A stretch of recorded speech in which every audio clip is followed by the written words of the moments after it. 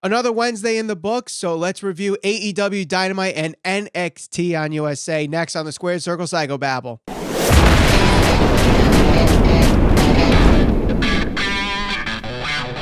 Welcome to the Squared Circle Psychobabble. My name is Michael Valenti. This is Ralph Valenti. For news, reviews, and conversations on all things pro wrestling. Subscribe and hit that bell for notifications.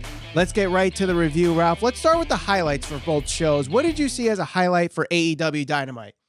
The one thing that I enjoyed most about AEW was definitely the video packages. I thought those were great packages. I really think that the quality of the video packages, and I felt like this for quite some time. So even though AEW is a fairly newer company, when you see the video packages that they put together, they always seem like they're done well. Like it's not like it's low budget. It doesn't feel like indie. It doesn't feel like they're just throwing something together in the back alley or in the back of the studio or something and trying to, get it on TV. It seems like it's professionally done. And they look very waxematic too, which WWE's, while they're very well produced, they're still very TV production-esque. Yeah. Like you could tell the difference when something looks cinematic and when something looks for television. Especially the Pac one. Yeah, the Pac one was very cinematic. That black and white, the dark scene. I thought his promo was excellent too. Yeah.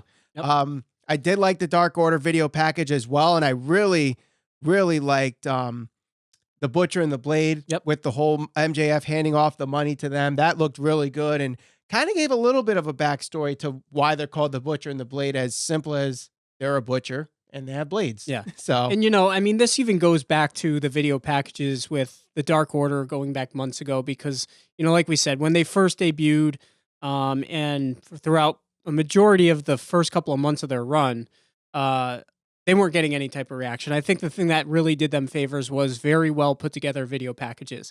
I think the fact that they're able to do this on a weekly basis or every other week, even though the talent isn't there, especially in the case like a guy like Pac, it does them a lot of good, because it doesn't mean they have to. They don't necessarily have to have a wrestling match to be featured on the show. Like, even though Pac wasn't on the show, I watched that show last night and I came away from it still having him at the forefront of my mind, because of the well done video package. So that was my highlight of AEW, at least. I think the highlight for AEW Dynamite personally was Hangman Page.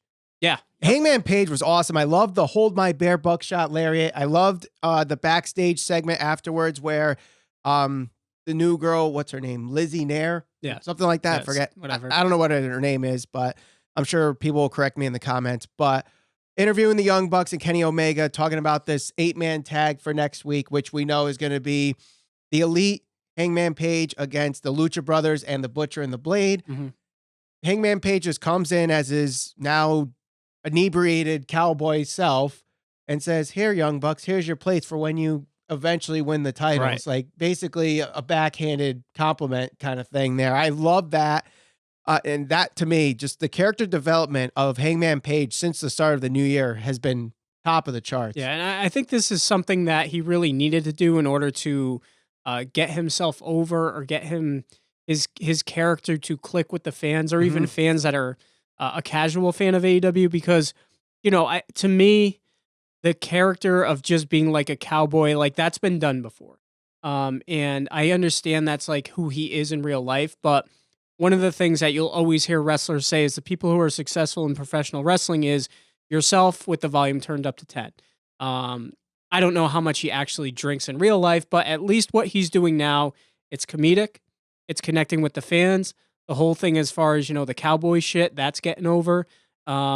It's building tension between the Elite and, well, at least the Young Bucks and him, and then Kenny Omega. There's that certain dynamic too. So little things like that, he's been able to, kind of change his character up a little bit. And I think that you're starting to see it really get over and really connect with the fan base. And even though he's most likely going to turn heel, it almost has that Steve Austin feel where people are going to root for him because he's almost coming across as like a badass and a guy who's willing to stand on his own. Right. So I like it. I think it's definitely going to do him a lot of favors going forward. Now, another highlight that I have to say, this is a complete 180 improvement from last week. Last week, we said it was a low light in our AEW Dynamite review.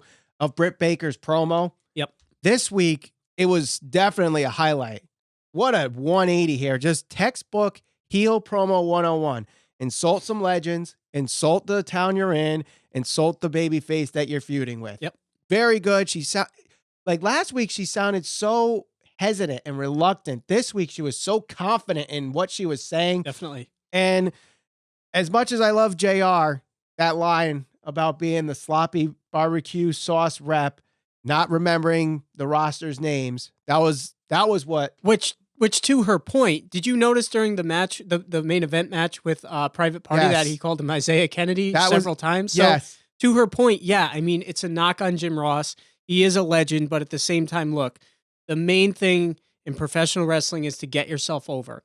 Britt Baker last week was probably one of the most heavily criticized professional wrestlers all over social media. People were just crapping all over her promo. This week, I came away from it thinking the same thing. She felt came across much more confident. It was direct. It was to the point. She took subtle shots at Riho, and she pissed the fans off. So yeah, I thought it was definitely a big improvement. I'm interested to see how she progresses from here, but definitely much better from last week. Yep, definitely. Now over to the other side, NXT. The highlight for me were the two segments involving the championships, the NXT North American Championship and the NXT Championship. Keith Lee coming out, cutting a decent promo, but then Damian Priest wants a title shot. Dominik Dijakovic wants a title shot. Then they're, eye to eye, and Keith Lee's just like, you know what, you do your thing, and just played it off, not as like a cowardly heel kind of thing, but just like a, all right, you guys do I'll your let you thing. guys tear each other apart, and I'll just stand back. Yeah, and he did it in such like a comedic way. Yep. It's just how great his charisma is right now. Yeah. And the Tommaso Ciampa, he says that he's going to make sure Goldie comes home by beating up the Undisputed Era in the back with a pipe. Then Adam Cole comes out and he eventually puts him through a table. Mm-hmm. There was a spot where Adam Cole hits Ciampa with a microphone and it cuts him open. And I think that just added to the awesomeness of that segment too. Well, yeah, it definitely added because the fans started chanting, use your blood. Use your blood on the contract. Signed the contract. The place went nuts. Yeah, I thought that was a really good segment. It's definitely a feud that I've been looking forward to for quite some time. It'll be interesting to see how the fans react at TakeOver. Are they going to root for Ciampa? Are they going to root for Cole? If Ciampa goes over, are they going to pop? Are they going to boo? Because Ciampa, this is a thing sometimes you get when you have two guys that the crowd is really into. Sometimes it makes for a weird dynamic. Yeah, but because they don't know who to root for. I think with this story, it's the comeback story. He never lost the title. Right. And the crowd is just super over with, Goldie and Daddy's home. That I know Adam Cole is super popular with the fan base, but he's definitely the heel in this story. Oh, absolutely. Without question, he's a heel. I just don't know if he's going to get a true heel's response at TakeOver. More than likely, he's not. Either way, I'm looking forward to this match. I thought it was a great segment. And like you pointed out as well, Keith Lee, to really see how he's coming into his own, extremely charismatic. So those probably my two big highlights from NXT as well. Now, what other highlights do we have for NXT? Anything? Obviously the Dusty Cup, Dusty Classic, whatever the hell it's called. The finals for that. I thought that was a really well done match. I thought overall NXT was a pretty solid show last night. There was a few things here and there which we'll kind of talk about, but I thought it was really well done. Some really good wrestling throughout the entire show. Right. So yeah, I thought that like Hangman Page, his character development in the last few weeks has been, the big highlight for AEW Dynamite. The Broserweights, to me, each week, this whole dynamic of Mr. Serious, monotone Pete Dunne and this outlandish, laid back Matt Riddle. Yep. It's polar opposites, which sometimes that just works in wrestling. A lot of times it works in wrestling. I mean, you look at teams like, and even something as subtle as like William Regal with Tajiri back in the day. Yeah. Like, that wasn't really meant to be taken seriously, but a guy who took himself as seriously as William Regal and a goofball like Tajiri, like he projected himself back then, things like that. Sometimes you put guys together and it just works. Yeah. Sometimes you put guys together and it doesn't work. in this case, I definitely think this is working out for them. Yeah, I definitely agree. So, low points for both shows. I think definitely both shows had their low points. Let's start with AEW. I think personally, while I thought all the matches were good, the SCU Hybrid 2 match, I just unfortunately just could not get into. Yeah. I understand the purpose. They had to get SCU a win after dropping the titles last week. And it wasn't like a bad match. I just couldn't get into it. Yeah. Yeah. And, I kind of felt like that throughout the entirety of the show. And that's why I'm going to say that, I thought this show was an okay show. Like AEW, this week's show wasn't bad by any means. And the wrestling, for the most part, was good. But they didn't really give me a lot to care about. Like, I'll give you an example. So I thought that the video package with MJF and the Butcher and the Blade was done really well. Now, obviously, them being hired mercenaries, you would expect them to come out, look strong, and really rough up the Young Bucks, because you would think that that's why MJF is paying them to do this. And you didn't really get that. You got the Young Bucks getting a lot of offense in, looking really strong, which is, I guess it's fine, but it doesn't really tell the story that they want you to believe. And if the Butcher and the Blade want to look strong after this week, I mean, it's really going to take a lot to build them back up, in my opinion, because it's like these guys are supposed to be mercenaries and projecting themselves as these, big, bad, tough guys, and they just lose. Yeah. So it's and not only that, they try the beatdown afterwards, and Kenny comes out dressed in a pink polo and it's like he's coming off a golf course and he's beating up these two guys that are supposed to be like these, these really rough characters. And I don't know. I mean, it's a little nitpicky, but at the same time, to me, this week's AEW show, while it was good, it didn't give me a whole lot of matches to truly get invested in. The matches were fine, but a lot of them were predictable, because I didn't really buy into a lot of... So, for example, I really didn't think the Butcher and the Blade were going to beat the Young Bucks. Yeah. I didn't really expect H2 to go over SCU. The main event was maybe the only match I could have saw that went the other way. Nyla Rose match was kind of like, whatever. So, it wasn't a bad show. It was just didn't really give you too much to get invested in. True, but I think you could say the same thing for NXT, where you could kind of determine who the winners were. You knew Finn Balor was going to win his match. Oh, yeah. I think most people would assume that the Broserweights were going to win the Dusty Classic. So I'll put it to you this way. And when I was thinking about this is how I could sum it up. Every week on any professional wrestling show, there's always matches where you're going to be able to look at the guys in the match and you're going to be able to think, I know who's going to go over. There was no way that Kip Sabian was going to go over Cody Rhodes in my mind. Like a 95% chance I thought Cody Rhodes was going to win. Yeah. What AEW has been able to do week in and week out is, even though those matches exist, there's usually one or two really good segments, whether it's Cody, Jericho, Moxley. There's always one or two things that happen on the show where I come away from it and I'm like, that was awesome. That elevated to the next level.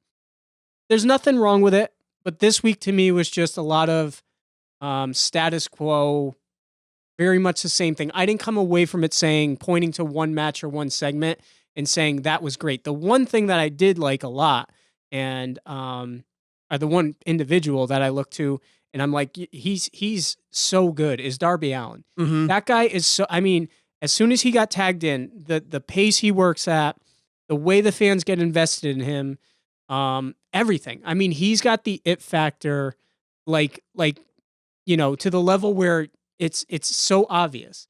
The only downside is he just doesn't win. He needs a win so badly, in my opinion, because he is over with the crowd, and he does have that it factor. Now, I think after last night, we could be setting up Darby Allin versus Sammy Guevara, at least something to that area at Revolution. So maybe that's where he gets his win. I think with NXT, talking about low points here, talk about predictability of matches. There was a match that I thought was predictable, ended up not being the case, and that is Chelsea Green's debut match. Agree. Against Kaden Carter. And you would think, Kaden Carter's had her losing streak. She's really not one that they showcase a lot. I mean, she's on the show, but not really in a showcasing manner. And this being the debut match for Chelsea Green, and she ends up losing. That to me, comes off wrong. And I actually saw a tweet, and I'm not sure how exact this is, but since Chelsea Green has joined NXT with house shows and everything, she has lost 33 of her 44 matches since starting in NXT.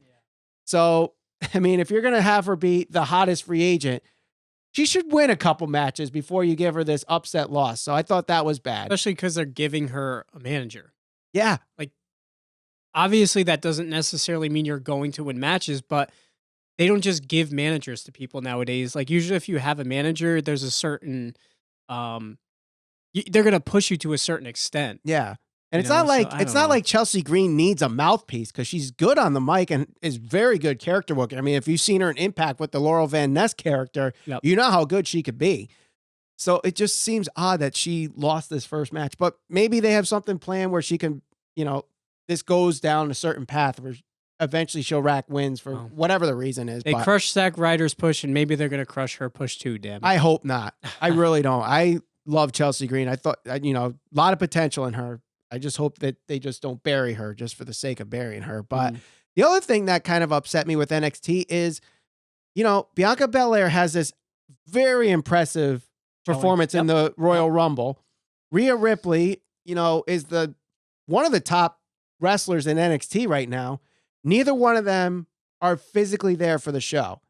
No, I mean, there was a video package showcasing Bianca Belair's Royal Rumble performance, but where's an interview, a backstage interview talking about it? Where's something where Rhea Ripley can comment on that performance? You only have 2 weeks before the pay-per-view. Yep. What's going on? They should have had something. I agree. I mean, to think that they wait, and especially because, I mean, look, you can look back at the push that they gave certain guys coming out into and out of Survivor Series, especially with Keith Lee, right? Mm-hmm. And that translated well with the ratings, big increase in ratings. Now, you highlighted Bianca Belair looking really strong in the Women's Royal Rumble, and then she's not on the show. Why is that? I don't know. They gave her the night off. I don't really know the reasons surrounding that, but definitely a missed opportunity. Where I think they're going to go with this, if you believe all the rumors, everything that they're saying, Charlotte Flair is supposedly going to be challenging Rhea Ripley. I think that they built her up, meaning Bianca Belair, in that Royal Rumble to make her look really strong. So that way she looks like somebody who can potentially take the belt off Rhea Ripley, looks like a legitimate threat. They go to TakeOver, they face each other. Rhea Ripley beats her. Charlotte Flair comes out, challenges her at TakeOver. So you're saying Bianca is going to have the title after Portland?